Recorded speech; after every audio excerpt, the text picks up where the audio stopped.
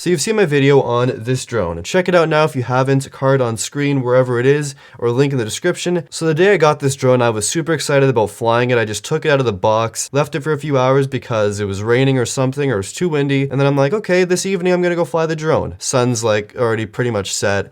It's getting pretty dark outside, so not really drone conditions, and it's starting to rain, and it's very windy, very, very windy. But you know what? I'm gonna go fly this drone because I wanna fly this drone. So I brought the drone outside and I couldn't get it to fly for some reason. So I'm like, oh, it's probably broken. I hate my life. Everything's horrible. About 15 minutes later, everything is ready to go. The drone is paired, everything's paired up, it all works perfectly. And I tap the button on screen and the drone flies 1.2 meters in the air like it's supposed to.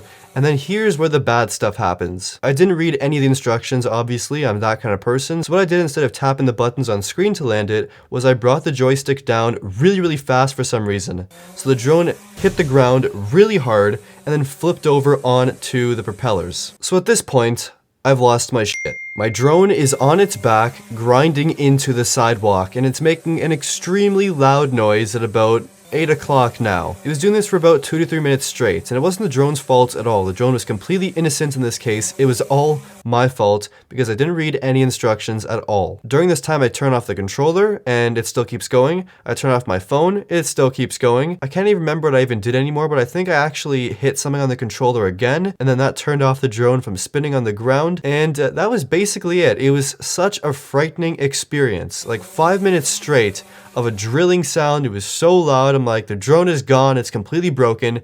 But spoiler alert, it's totally fine. What happened was the propellers actually saved the drone from getting completely destroyed and scuffed up. The propellers have little nibs on the end, and those nibs grounded into the ground instead of the drone making contact with the concrete, so only the propellers got destroyed. The lesson for today is read your instructions, especially if it's for a drone. This is a very dangerous piece of technology, so learn it before you fly it. And fly it somewhere that's not so public your first time.